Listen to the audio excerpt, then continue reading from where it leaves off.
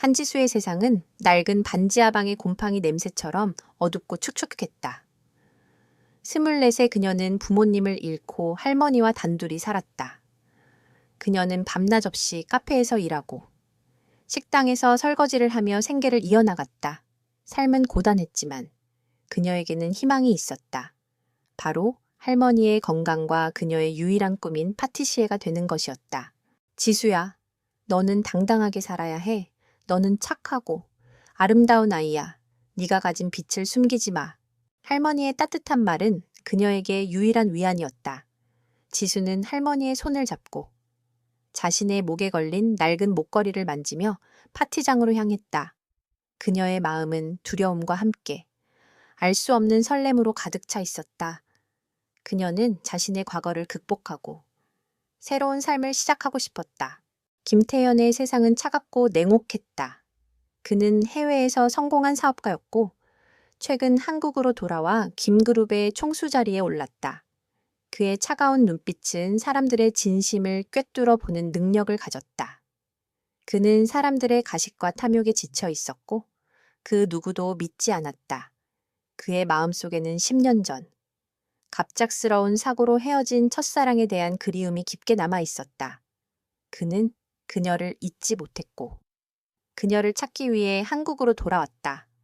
그의 손목에는 그녀가 선물했던 낡은 손목시계가 있었다. 지수에게는 잊고 싶은 기억들이 있었다. 학창 시절 그녀는 박민지라는 부유한 친구에게 괴롭힘을 당했다. 민지는 지수가 가난하다는 이유로 그녀를 무시했고 그녀의 꿈을 비웃었다. 지수는 민지의 괴롭힘에 상처를 받았지만 그녀에게 맞설 용기가 없었다. 그녀는 그저 자신을 숨기고 조용히 살아갈 뿐이었다. 그날 지수에게 한 통의 초대장이 도착했다. 그것은 박민지의 생일 파티 초대장이었다. 그녀는 가고 싶지 않았다. 그녀는 다시 민지의 괴롭힘을 당하고 싶지 않았다. 하지만 할머니는 그녀에게 용기를 주었다. 지수야, 너는 당당하게 살아야 해. 너는 그 아이와 달라. 너는 착하고 아름다운 아이야. 네가 가진 빛을 숨기지 마. 할머니의 따뜻한 말에 지수는 용기를 얻었다.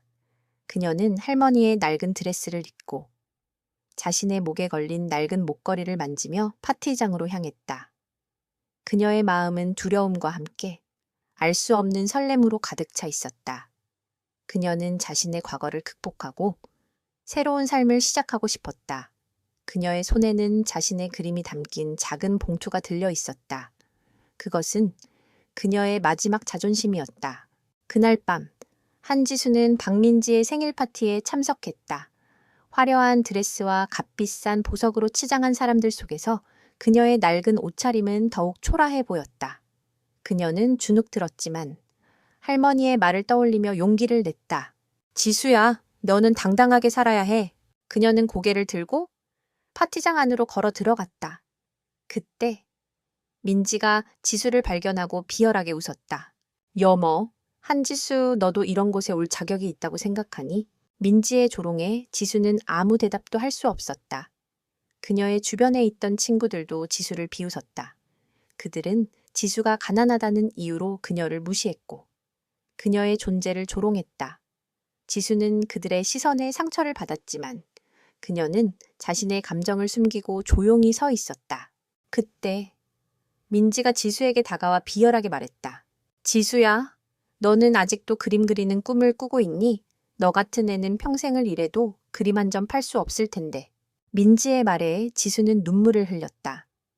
그녀는 민지에게 자신의 꿈을 짓밟히고 있다는 사실에 분노했다. 그녀는 민지에게 맞서고 싶었지만 그녀의 목소리는 나오지 않았다. 그녀는 그저 눈물을 흘릴 뿐이었다. 그때 민지가 지수에게 와인잔을 건넸다. 자, 이것도 못 마시면 가난뱅이잖아. 어서 마셔. 지수는 민지의 말에 굴욕감을 느꼈다. 그녀는 와인잔을 받지 않고 고개를 저었다. 그때 민지가 일부러 와인잔을 놓쳤다. 쨍그랑 하는 소리와 함께 와인잔은 바닥에 떨어졌고 붉은 와인은 지수의 드레스에 쏟아졌다. 어머, 지수야 일부러 그런 거야. 내 드레스에 와인을 쏟다니 너 같은 애는 당장 내 눈앞에서 사라져. 민지는 뻔뻔하게 거짓말을 했다. 파티에 참석한 모든 사람들은 민지의 편을 들었다. 그들은 지수를 향해 경멸의 눈빛을 보냈고 그녀를 향해 소리쳤다. 저런 애는 당장 내쫓아. 지수는 그들의 시선에 상처를 받았다. 그녀는 자신의 모든 것이 부정당하는 것 같았다. 그녀는 그들에게서 도망치고 싶었다. 그때 한 남자가 파티장으로 들어왔다. 그의 눈빛은 차가웠고 그의 행동은 빈틈이 없었다. 그는 지수에게 다가와 조용히 물었다. 괜찮습니까? 남자의 목소리는 차가웠지만 그 안에는 알 수 없는 따뜻함이 담겨 있었다. 지수는 남자의 얼굴을 보았다. 그의 얼굴은 그녀가 10년 전 잃어버렸던 첫사랑의 얼굴과 똑같았다. 그녀의 마음은 혼란스러웠다. 그녀는 그가 누구인지 알지 못했지만 그에게서 잃어버렸던 기억의 조각들을 발견하고 있었다. 그녀는 그에게서 자신의 삶을 되찾을 수 있을 거라고 믿었다. 그들의 만남은 운명적인 만남이었다. 그들의 사랑은 서로의 아픔을 치유하고 서로의 삶에 새로운 희망을 불어넣는 기적과도 같았다. 한지수는 민지의 비열한 행동과 사람들의 모욕에 상처받아 파티장을 뛰쳐나왔다. 그녀는 빗속을 뚫고 무작정 뛰었고 심장이 터질 것처럼 아파왔다. 그녀는 아무도 없는 골목에 주저앉아 엉엉 울었다. 그때 어디선가 인기척이 느껴졌다. 괜찮습니까? 한 남자의 목소리가 들려왔다. 지수는 고개를 들었다. 그녀의 눈에 비친 남자의 얼굴은 그녀가 10년 전 잃어버렸던 첫사랑 김태영과 똑같았다. 그녀는 충격에 휩싸였다. 그는 김그룹의 총수 김태현이었다. 그는 누군가의 음모로 인해 약물에 취해 있었다. 그는 낯선 호텔방에서 정신을 차렸고 그의 머릿속에는 잃어버린 기억의 조각들이 스쳐 지나갔다. 그때 그는 지수를 발견했다. 그녀는 그의 모든 것을 사랑해 주었고 그의 마음을 따뜻하게 만들었다. 그러나 그녀는 그를 떠났다. 그는 그녀가 죽었다고 생각했다. 태연은 지수를 보자마자 자신의 심장이 다시 뛰는 것을 느꼈다. 그는 그녀를 잃고 싶지 않았다. 그는 그녀에게 다가가 그녀의 손을 잡았다. 지수야, 나 좀 봐줘. 태현의 절박한 목소리에 지수는 흔들렸다. 그녀는 그가 자신을 진심으로 사랑한다는 것을 알게 되었다. 그녀는 그의 제안을 받아들였다. 그녀는 그의 옆에서 자신의 기억을 되찾고 자신의 삶을 살기로 결심했다. 그들의 관계는 이제 더 이상 오해와 불신으로 가득한 관계가 아니었다. 그들은 서로의 상처를 치유하고 서로의 삶에 새로운 희망을 불어넣는 존재가 되었다. 그들의 사랑은 서로를 더 나은 사람으로 만들어주는 원동력이 되었다. 강태현은 한지수와 하룻밤을 보낸 뒤 그녀에게서 잊고 지냈던 과거의 흔적들을 발견했다. 그는 그녀의 손목에 있는 흉터를 보며 10년 전 자신이 사고를 당했을 때 그녀가 자신을 지키려다 생긴 흉터임을 깨달았다. 그의 마음은 죄책감과 함께 그녀를 향한 알 수 없는 끌림으로 뒤섞였다. 그는 그녀에게서 잃어버렸던 사랑을 다시 되찾을 수 있을 거라고 믿었다. 하지만 태연의 삶은 순탄치 않았다. 그의 아버지와 어머니는 그가 하룻밤을 보낸 여자가 한지수라는 사실을 알고 충격에 휩싸였다. 그들은 지수가 태연의 돈을 노리고 접근한 사기꾼이라고 생각했다. 그들은 지수를 집에서 쫓아내려 했지만 태연은 그녀를 지키기 위해 모든 것을 걸었다. 박민지 또한 태연이 지수와 함께 있다는 사실을 알고 분노했다. 그녀는 태연을 향한 집착을 버리지 못했고 지수를 향한 질투심에 불타올랐다. 그녀는 태연에게 돌아오고 싶었지만 태연은 그녀에게서 아무런 감정도 느끼지 못했다. 그는 오직 지수만을 사랑했다. 민지는 지수를 향한 복수심에 불타 그녀의 과거를 파헤치기 시작했다. 그녀는 지수가 10년 전 태연의 차를 몰고 교통사고를 낸 후 종적을 감췄다는 사실을 알아냈다. 그녀는 이 사실을 이용해 지수를 무너뜨리기로 결심했다. 어느 날 오후 민지는 지수를 찾아와 비열하게 말했다. 한지수, 당신이 내 친구라는 사실이 정말 수치스러워. 당신이 10년 전 태연이를 버리고 도망갔다는 것을 알고 있어. 당신이 총수님의 돈을 훔쳐 도망갔다는 것을 알고 있어. 민지의 말에 지수는 충격에 휩싸였다. 그녀는 자신이 과거에 그런 끔찍한 일을 저질렀다는 사실을 믿을 수 없었다. 그녀는 민지의 말을 믿을 수 없었지만 민지는 그녀의 손목에 있는 흉터를 보며 웃었다. 이 흉터는 당신이 총수님에게 칼을 찔렀을 때 생긴 흉터야. 당신은 살인자야. 민지의 말에 지수는 혼란스러웠다. 그녀는 자신의 손목에 있는 흉터를 보며 알 수 없는 슬픔과 공포를 느꼈다. 그녀는 자신이 정말로 태연을 배신했던 것일까? 그녀는 태연의 얼굴을 보며 눈물을 흘렸다. 그녀는 태연에게서 도망치고 싶었다. 그날 오후, 태연은 지수에게 프로포즈를 하기 위해 반지를 준비했다. 그는 지수에게 영원한 사랑을 약속하고 싶었다. 하지만 그때 민지가 태연에게 전화를 걸어 지수의 과거에 대해 이야기했다. 그녀는 지수가 10년 전 태연의 돈을 훔쳐 도망갔고 심지어 그에게 칼까지 찔렀다는 거짓말을 했다. 태연은 민지의 말에 충격에 휩싸였다. 그는 지수를 향한 사랑과 함께 그녀에 대한 의심이 마음속에 자리 잡았다. 그는 지수에게 모든 것을 묻고 싶었지만 그녀의 눈에서 흐르는 눈물을 보고 아무것도 물어볼 수 없었다. 그는 그녀에게서 도망치고 싶었다. 그는 그녀를 잃고 싶지 않았지만 그녀가 자신을 배신했다는 사실을 받아들일 수 없었다. 그의 마음은 혼란스러웠다. 그는 지수에게 진실을 말해달라고 부탁했다. 지수야, 나에게 진실을 말해줘. 당신이 정말로 나를 배신한 겁니까? 당신이 정말로 나에게 칼을 찌른 겁니까? 태연의 절규에 지수는 아무 말도 할 수 없었다. 그녀는 자신이 과거에 어떤 끔찍한 일을 저질렀는지 알지 못했다. 그녀는 태연에게 진실을 말할 수 없었다. 그녀는 태연의 눈을 보며 눈물을 흘렸다. 그녀의 눈물은 더 이상 슬픔의 눈물이 아니었다. 그것은 절망의 눈물이었다. 그녀는 자신의 운명에 절망했다. 그들의 사랑은 이제 위기의 그림자 속에서 더욱 강하고 뜨겁게 타오르기 시작했다. 한지수의 침묵은 강태연의 의심을 더욱 깊게 만들었다. 그는 그녀를 향한 사랑과 함께 10년 전의 상처가 다시 떠오르는 고통으로 가득했다. 지수는 태연의 눈에 비친 절망을 보며 눈물을 흘렸다. 그녀는 그를 사랑했지만 그녀의 과거가 그들의 사랑을 방해하고 있었다. 그녀는 그에게 진실을 말할 수 없었다. 그녀는 자신이 과거에 어떤 끔찍한 일을 저질렀는지 알지 못했기 때문이다.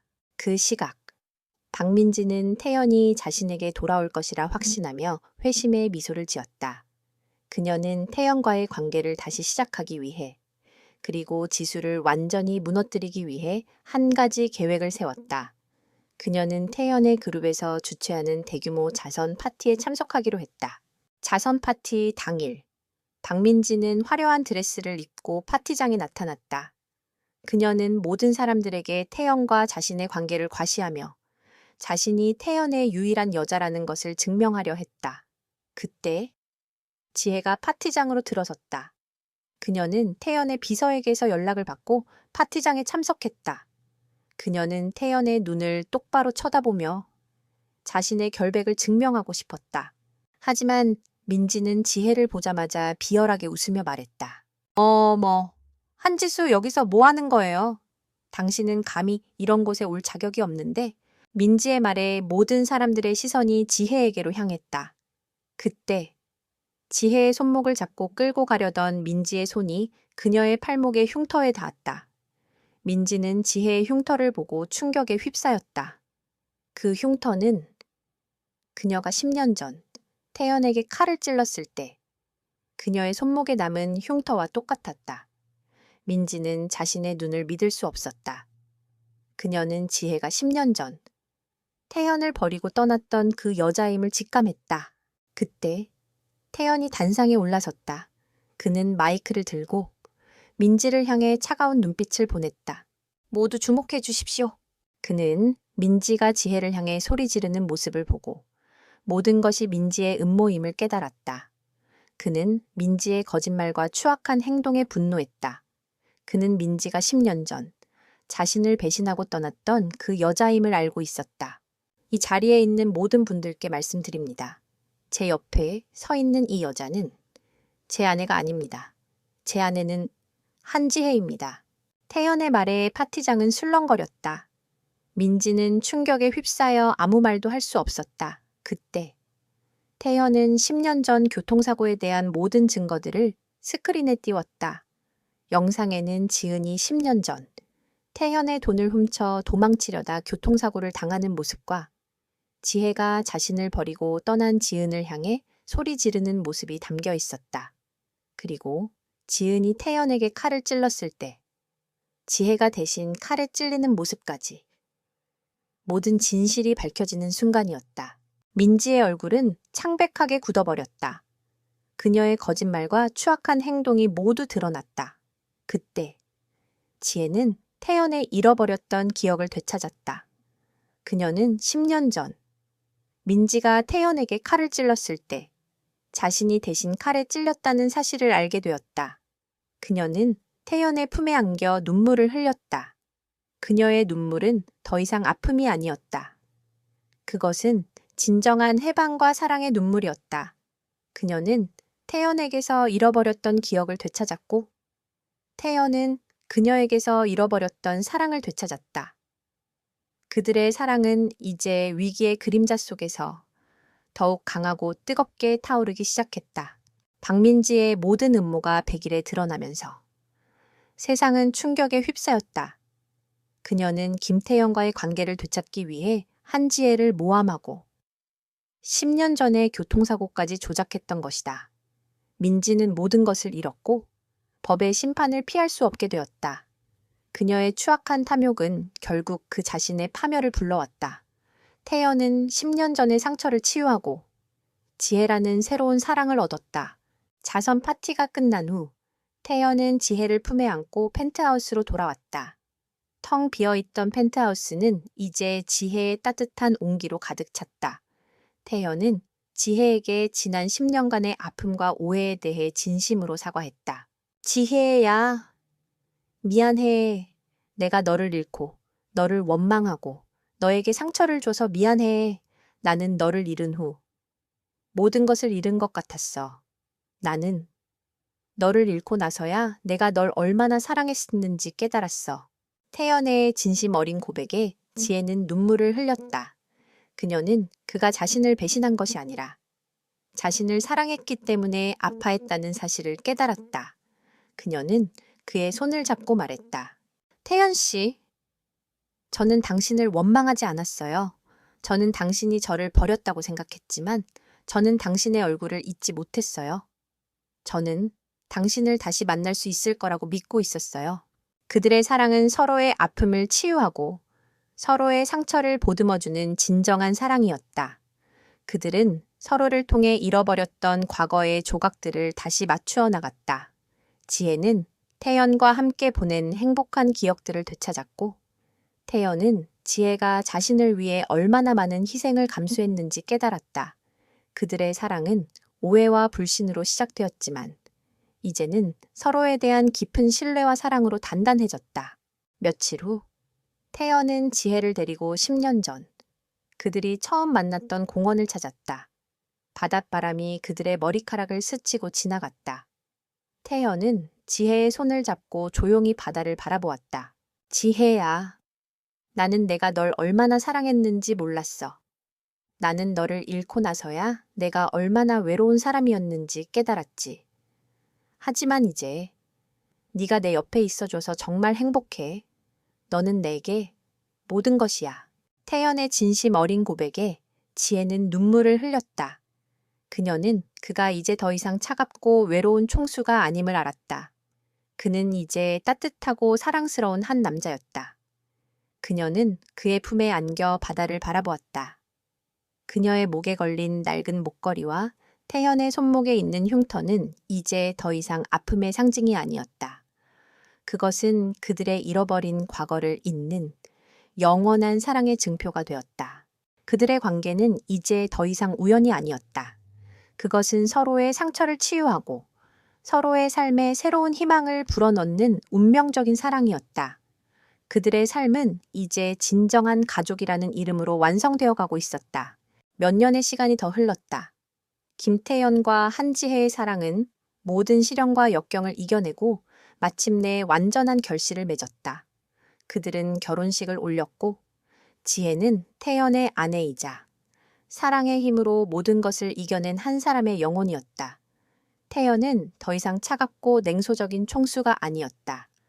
그는 이제 따뜻하고 사랑스러운 한 남편이자 한 가족의 든든한 버팀목이었다. 그들의 행복은 여기서 멈추지 않았다. 지혜는 태연의 지원을 받아 한지혜의 예술재단을 설립했다. 그녀는 그곳에서 아이들에게 그림을 가르치고 그들이 꿈을 꿀 수 있도록 도와주었다. 태연은 그녀의 재단에 최신 기술을 접목시켜 아이들이 더 안전하고 즐겁게 놀 수 있도록 지원했다. 그들의 재단은 이제 마을의 희망이 되었다.